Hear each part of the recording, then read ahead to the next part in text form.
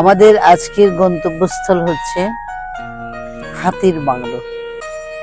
এটা হচ্ছে সিআরবি পাহাড়ের উপরে খুব সুন্দর একটা নিরিবিলি পরিবেশ, নিরিবিলি। প্রায় 132 বছরের পুরানো এই বাংলোতে আমরা এখন যাচ্ছি।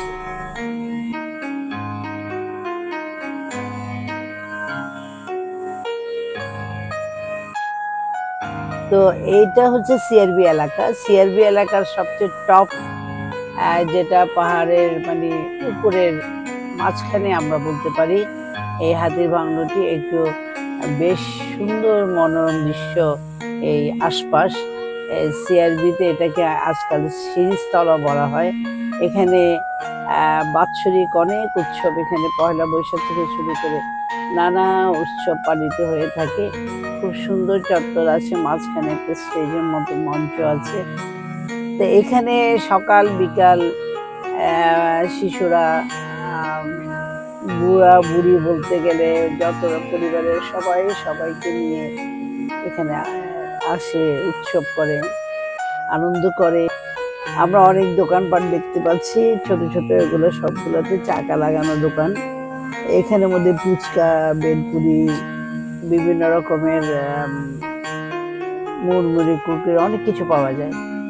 এগুলো সবাই খায়, আনন্দ করে।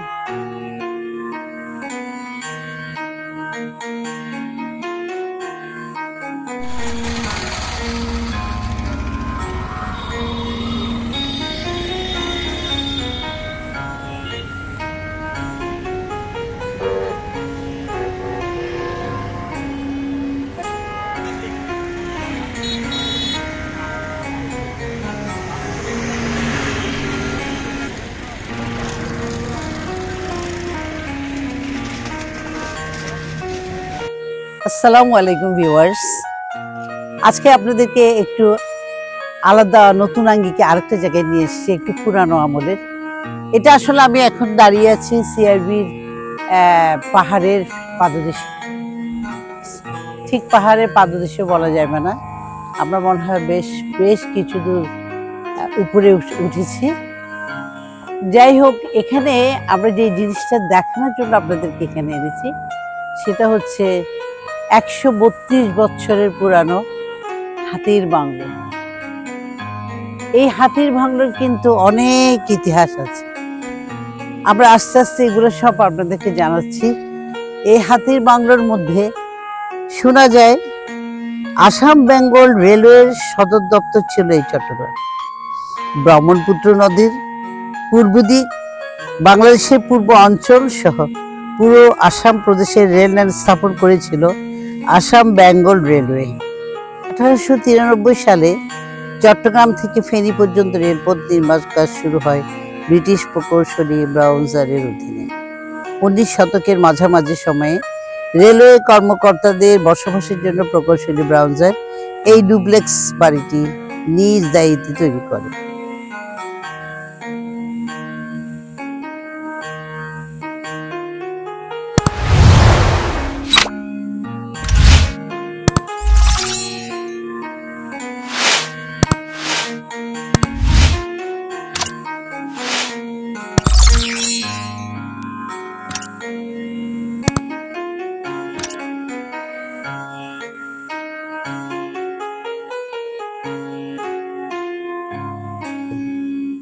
বাড়িটির ডিজাইন অবিকল হাতির মতো হলেও এটি মূলত লোহার পরিবর্তে ফেরো সিমেন্ট ব্যবহার করা হয়েছে। 132 বছরের পূর্বেকার শুধু ইট পাথরের সংমিশ্রণে নির্মিত নজরকাড়া এই ভবনটি পরিত্যক্ত অবস্থায় কালের সাক্ষী হয়ে এখন দাঁড়িয়ে আছে।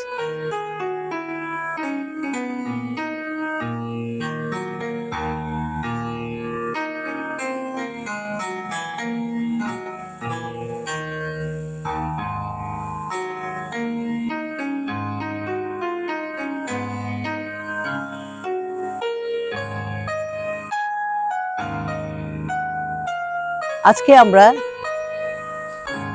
এখানে দাঁড়িয়ে বসে যে কাজটা করবো সেটা হচ্ছে সেই 132 বছরের পুরানো আমলের একটা কথা, যে এই সময় এই বাড়িটি তৈরি করে হয়েছিল এখানকার রেলওয়ের বড় বড় কর্মকর্তাদের জন্য আনন্দ করবে, সময় কাটাবে, এই জন্য কিন্তু এই বাড়িটি করা। তো আমরা চেষ্টা করব আজকে ওই সময়কালের কিছু জিনিস আপনাদের কাছে দেখিয়ে আমরা ওদের স্মৃতির রোমন্থন করি। চলুন তাদের স্মৃতি আমরা রোমন্থন করি।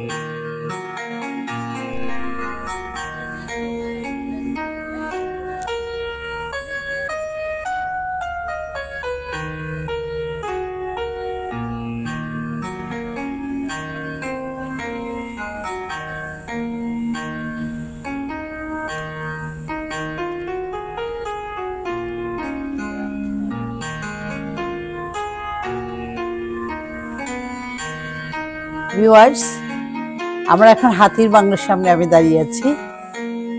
এখন প্রথমে আমরা ঢুকবো হাতির বাংলোর ভিতরে। এখান থেকে দেখা যাচ্ছে দরজাটা, এখান থেকে ঢুকে আমরা দেখতে চেষ্টা করব এই বাড়িটি কি সুন্দর করে তৈরি করা হয়েছে, কেমন করে তৈরি করা হয়েছে। এরপরে আমরা আসবো বাইরের দিকে। চলুন ভিতরে যাওয়া যাক। এখন যাচ্ছি। ভিউয়ার্স, আমরা ভিতরে প্রবেশ করছি। হ্যাঁ, এখানে একটা প্রথমে ঢুকতে কিন্তু একটা খাট চোখে পড়ছে। ওখানে একটা দারোয়ান থাকে, এখন আপাতত ওই জন্য ওটা আছে। আসলে ওটা রুমগুলা দেখার বিষয়। উপরে ছাদের বেসটা দেখা যাচ্ছে। এখানে কিন্তু আমি প্রথমে বলেছিলাম শুধুমাত্র কংক্রিট আর সিমেন্ট দিয়ে এটা জমানো পাথর যেটাকে বলি আমরা, ওইভাবেই কিন্তু এটা করা হয়েছে। অসাধারণ শিল্পকর্ম, চোখে না দেখলে হবে না আপনাদের। আমার কোনো বাতি আমি জ্বালাতে পারিনি, ডেকোরেশনের মাধ্যমে বললে হয়তো লাইট লাগানো যেত। তা আমি চেয়েছিলাম যে এটা এইভাবেই আমি একটা টর্চ লাইটের সাহায্যে আপনাদেরকে দেখাচ্ছি। তো এখানে আমরা দেখতে পাচ্ছি ডান দিকে বাম দিকে বেশ সুন্দর। আর জানালাগুলো তো আপনারা ইতিমধ্যে দেখতে পেয়েছেন। ফটো অনেকগুলো প্রায় 3টা 4টা করে জানালা আছে।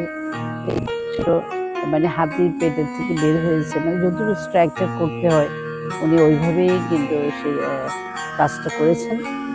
তারপরে আছে আমরা দেখতেছি দোতলা দিয়ে আপনার উঠা গেল। এখানে চিকন, কিন্তু তখনকার যেহেতু এখানে কোনো রড নাই, এই সিমেন্টের জমানো ছোট ছোট চিকন টাইপের।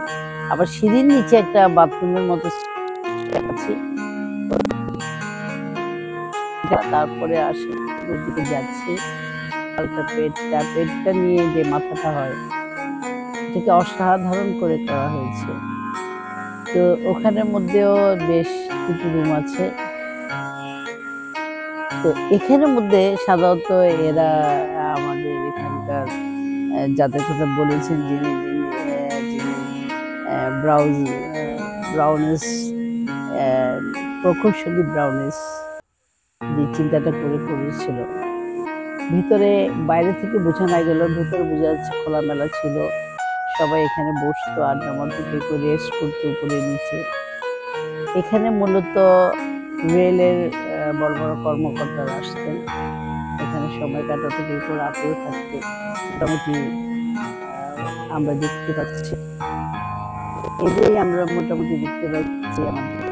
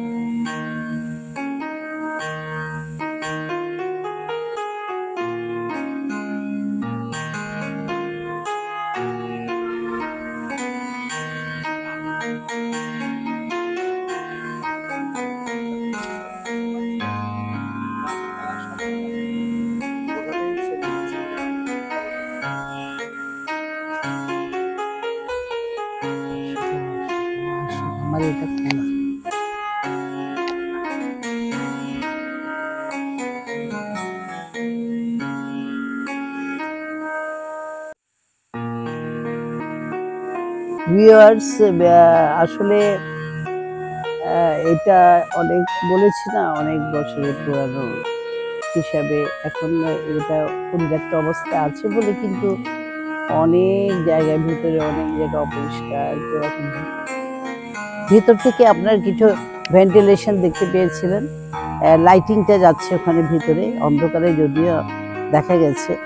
এইটা আমি আবার বাইরে থেকে দেখাচ্ছি, এটা ভেন্টিলেশনগুলো দেখেন, মানে হাতির পিঠের উপরে কিন্তু কি সুন্দর শেড দিয়ে কানগুলার মধ্যেই করা হয়েছে, কানের ভিতর থেকে এই ভেন্টিলেশনগুলো লাগা হয়েছে, ওটার থেকে কিন্তু আলোটা যাচ্ছে। মানে এগুলা মানে খুঁটি খুঁটি যারা দেখবে তাদের মানে বললাম তো এটা মানে অসাধারণ একটা শিল্পকর্ম।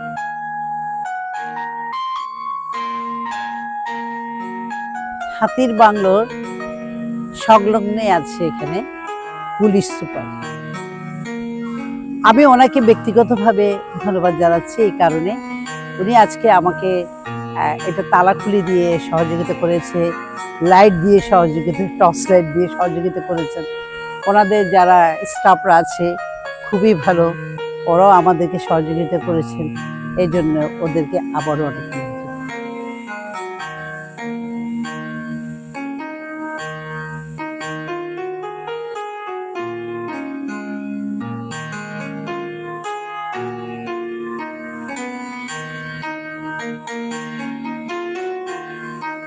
স্বপ্নের জালে দেখছি রেলে কর্মকর্তারা বিকালের চা চক্রে এই ধরনের খাবার কি তৈরি করে খেতেন, দেখি তৈরি করে কেমন হয়। ভিউয়ার্স, আমি এখন মাসকালাই ডালের একটা পেস্ট নিয়েছি। পেস্টটা আমি কিন্তু সারা রাত ডালটা ভিজিয়ে এখানে আসবো তৈরি করব এই জন্যে এভাবে রেখে দিয়েছিলাম। আসার আগ মুহূর্তে আমি এটাকে খুব সুন্দর করে ব্লেন্ডার করে নিয়েছি। এখন এটাতে একটু পানি মিশিয়ে এটাকে মোটামুটি একটা মানে বড়া আকারে বা কাবাব আকারের মতো তৈরি করব। এরপরে এটা প্রসেসিং হবে। এটা খুব ঐতিহ্যবাহী একটা খাবার, দহি বড়া। এটা কিন্তু সেকালে এটা খুব প্রচলন ছিল বিকালে নাস্তার মধ্যে। আজকাল আমরা সিঙ্গারা, সমোসা, বিভিন্ন রকমের জিনিস খেয়ে থাকি, কিন্তু দহি বড়াটা তখনকার খুব প্রসিদ্ধ ছিল। তা আমি চিন্তা করলাম যে বিকালবেলা যখন এখানে এই হাতির বাংলোতে সবাই বসতো, সবাই আড্ডা জমাতো, তখন আমরা দুইটাই জিনিস আমরা এখানে কনসেপ্টটা পেয়ে থাকি। ওরা বিকেলে খুব আনন্দ করে চা পানি খেত, সারাদিন কাজ করে এসে এখানে বসতো। আমরা যখন বাইরে কাজ করতে আসি, এ ধরনের জায়গায় ঘুরতে আসি, রান্না করি, খেলি, অনেক কিছু করি আমরা, তখন আমাদের সাথে কিন্তু অনেক অনেক বহর থাকে টিমের। আজকে আমাদের এখানে আমরা অনেকজনকে দেখতে পাচ্ছি, যেমন আমাদের এখানে আছে আমাদের স্কুলের টিচার আসছে, দুইজন আসছে, নাজনীন আসছে, নাসিমা আসছে। আজকে আরেকজনকে আমরা দেখতে পাচ্ছি, বাউল সঙ্গীত খুব ভালো করে সে, যদি একজন শিক্ষক। তারপর আরো একজন দেখতে পাচ্ছি শিক্ষক। এরা সবাই কিন্তু খুব মজা করতে আসছে, কিন্তু দুর্ভাগ্য আমি এত বেশি সবুজ প্রকৃতিতে চলে আসছি যেখানে খুব তাড়াতাড়ি কিন্তু রাত হয়ে যায়। এই জায়গাটা কিন্তু খুব তাড়াতাড়ি আলোটা চলে যাচ্ছে বলে আমি খুব মানে ওয়ারিড আর কি। যাই হোক, আমি যতদূর সম্ভব আপনাদেরকে দেখাতে চেষ্টা করব আমরা মোটামুটি কাজগুলি কিভাবে করছি। নাজরিন আমাকে একটু হেল্প করে। ভিউয়ার্স, এখন আমি এটা দহি বড়া করার আগে আমার কিছু প্রসেসিং আছে। প্রসেসিংটা হচ্ছে আমি প্রথমে দইটা ঠিক করে নিব। এখানে এখানে আমার কাছে প্রায় আমি 250 গ্রামের মতো দই এখানে নিব। আমার এই যেতগুলো জিনিস আছে ওর মধ্যে 250 গ্রামের কাছাকাছি লাগবে। তারপরে আছে আপনার এখানে আমি একটু চিনির বদলে একটু মিষ্টি দইটা ইউজ করছি। এটা চিনিটা একটু ইউজ করতে হয়। তারপরে এখানে আমি যেটা করব এটা হচ্ছে আমি একটু আন্দাজ করে একটু বিট লবণ দিলাম।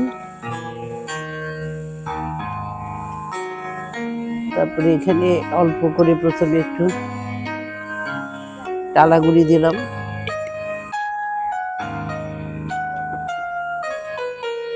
তারপরে একটু এখানে আমার জিরা, মিষ্টি জিরা, চিকন জিরা, তারপরে একটু পাঁচফোড়ন মিশানো আছে, এটা দিলাম। এবার আমি এটাকে একটু ফেটিয়ে নিব। বুঝতেই পারছেন আমরা বাইরে একটু অন্য টাইপের করে রান্না বান্না করছি, এখানে অনেক কিছু আমাদের কাছে হাতের কাছে নাই। এরপরে আমরা ট্রাই করছি আপনাদেরকে দেখানোর জন্য। এটাকে আমরা খুব ভালো করে ঘুটে নিব।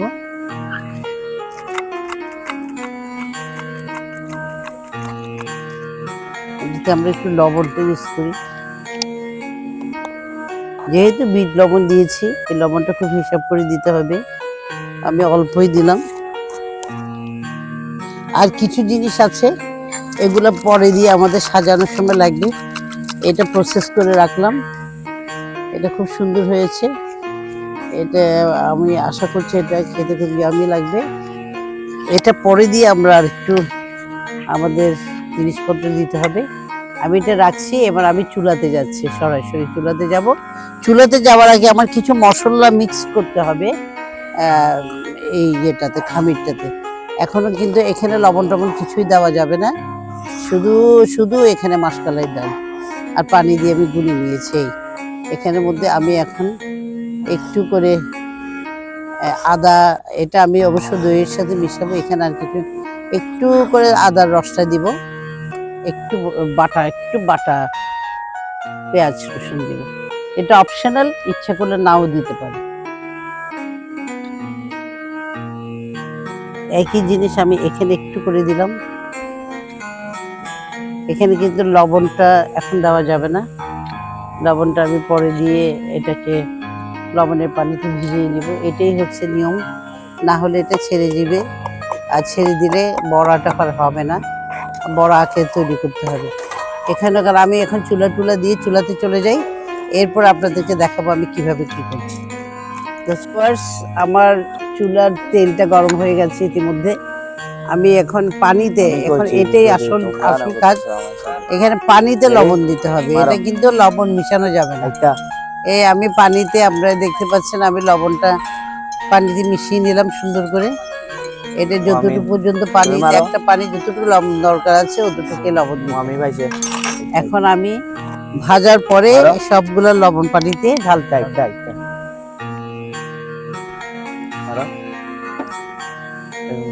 এখন আমি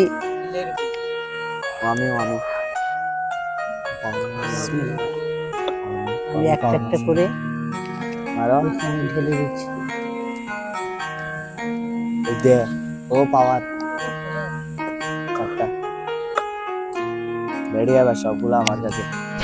আমাদের মোট কতজন আছে দেখতে হবে, ওই হিসাব করে আমি গরম অবশ্য ওটা ঠান্ডা খায়, কতক্ষণ ঠান্ডা হয়ে যাবে, কিন্তু তৈরিটা করে ফেললে ভালো হয়।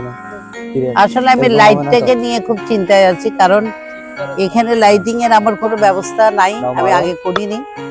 পাশে যদিও খুব কাছে জায়গায় আমার একটা বাড়ি দেখতে পাচ্ছি।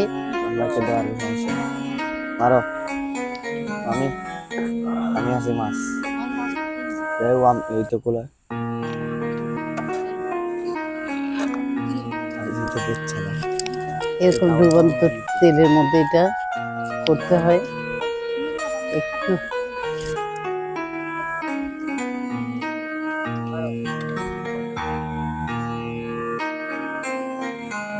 অনেক সময় এখানে পাহাড়ের মেঠো পথ ধরে দেখা গেছে অনেক বাউল, কবিয়াল, এরা আরো আছে যারা সারি গান করে হেঁটে আসতেন, এবং একতারা, দোতারা, খঞ্জনি, তারপরে আছে ডুগডুগি, এসব বাজিয়ে গান শোনাতেন। তো আজকে আমরা এই প্রজন্মের কণ্ঠে সেরকম একটা গান প্রবন্ধন করি।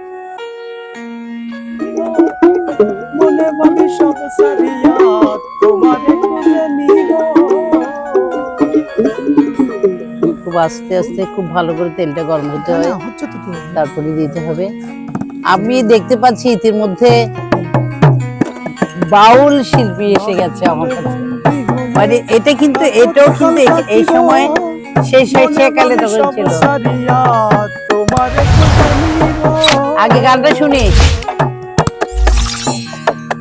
কেমন তোমারে মুর্শিদ জন হে কেমন সে নিব তোমারে দেখা দাও না কথা কও না দেখা দাও না কথা কও না আর কত থাকি দূরে দেখা দাও না কথা কও না কত থাকি দূরে কেমন সে নিব তোমারে মুর্শিদ জন হে কেমন সে নিব তোমারে মায়া জালে বন্দি হয়ে আর কত কালে থাকিব মনে ভাবি সব সারিয়া তোমারে খুঁজে নিব মায়া জালে বন্দি হয়ে আর কত কালে থাকিব মনে ভাবি সব সারিয়া তোমারে খুঁজে নিব আশা রাখি আলো পাবো আশা রাখি আলো পাবো ডুবে যায় অন্ধকারে আশা রাখি আলো পাবো ডুবে যায় অন্ধকারে কেমন সে নিব তোমারে মুর্শিদ জন হে কেমন সে নিব তোমারে মন্ত্র মন্ত্র করে দেখি তার ভেতরে তুমি নাই শাস্ত্র গ্রন্থ পড়ি যত আরো দূরে সরে যা তন্ত্র মন্ত্র করে দেখি তার ভেতরে তুমি নাই শাস্ত্র গ্রন্থ পড়ি যত আরো দূরে সরে যা কোন সাগরে খেলতে সরাই কোন সাগরে খেলতে সলাই ভাবতে সীতাই অন্তরে কোন সাগরে খেলতে সরাই ভাবতে সীতাই অন্তরে কেমন সে নিব তোমারে মুর্শিদ জন হে কেমন সে নিব তোমারে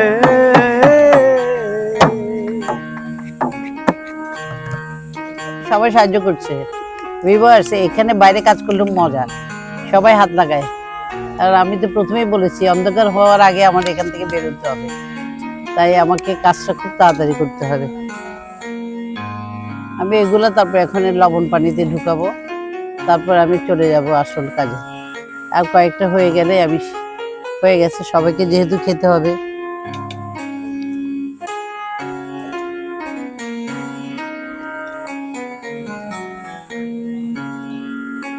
ইতিমধ্যে আর কয়েকটা হয়ে গেল আরো সুন্দর গোল গোল হয় কিন্তু একটু তেলটা গরম হওয়ার আগে যদি দেই তাহলে এই সমস্যাটা হবে সমস্যাটা এই জন্য হয়েছে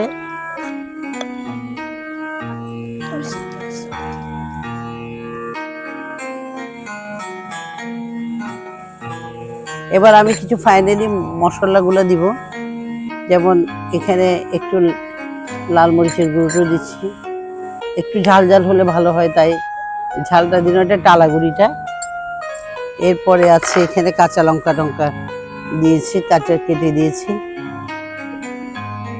এখানে পুদিনা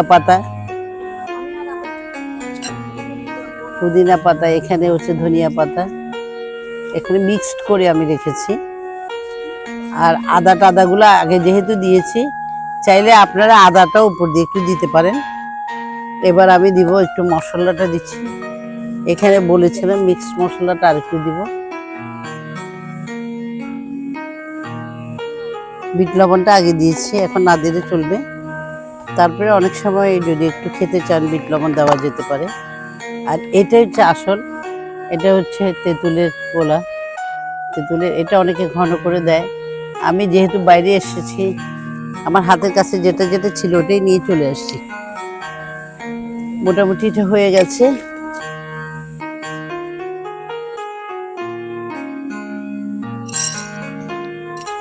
এখন বিকালও হয়ে গেছে সন্ধ্যা প্রায় হয়ে আসছে এখন আমি এটাকে একটু মিক্সড করি এটা আমার কিন্তু বেশ টুটুম্বুর হয়ে গেছে ইয়েকে লবণ জলে আর দইয়ের মধ্যে থাকাতে এটা বেশ টুটুম্বুর হয়ে গেছে কিন্তু একটু পোড়া পোড়া ভাবটা করাতে ইয়েটা একদম মুড়মুড়ে ভাবটা আছে তো তৈরি হয়ে গেল আমার আজকের এই হাতির বাংলোতে হাতির পাত্রে দই বড়া।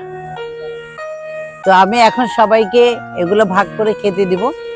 আমরা খাওয়া দাওয়ার পরে আনন্দ করতে করতে বাড়ি ফিরে যাব। নাও নাও, জোরে জোরে বলো।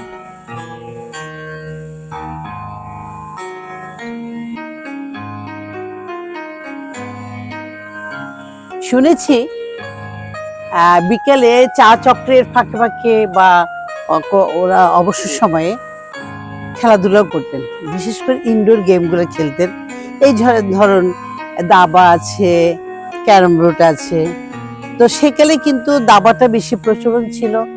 তারপরে লুডো খেলা আছে, পাশা খেলা আছে। তো আজকে আমি চিন্তা করছি ওদের ওই স্মৃতিটা রোমন্থন করতে ক্যারম খেলাটা আমরা উপভোগ করি।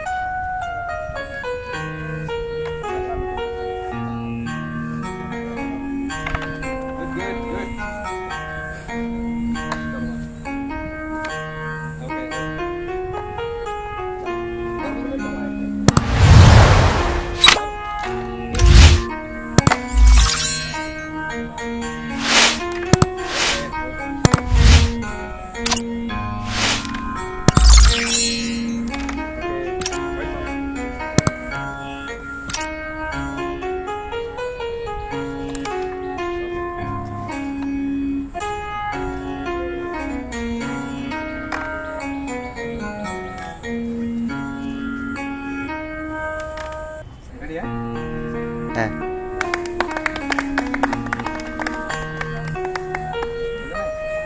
অনেক দেখা হলো, শোনা হলো, খাওয়া হলো, এবার যাবার পালা।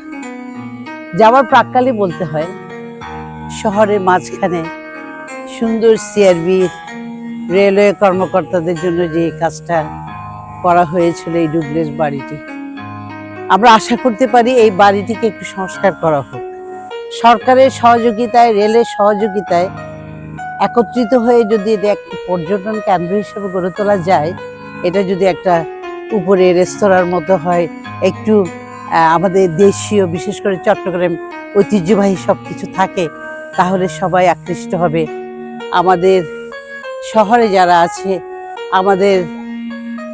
আমরাই বলি বা আমাদের পরিবারবর্গ থেকে শুরু করে দেশ বিদেশের যারা ভ্রমণে আসে, আমরা এটা একটা সুন্দর ছোট্ট পর্যটন কেন্দ্রের মতো করতে পারি।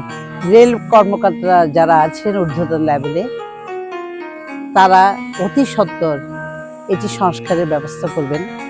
দূর দূরান্ত থেকে যারা আসেন এবং আমাদের যারা পর্যটকরা আসেন, এটা পর্যটন কেন্দ্র হিসেবে চমৎকার একটা অর্থনৈতিক চাহিদা আমাদের পূরণ করে।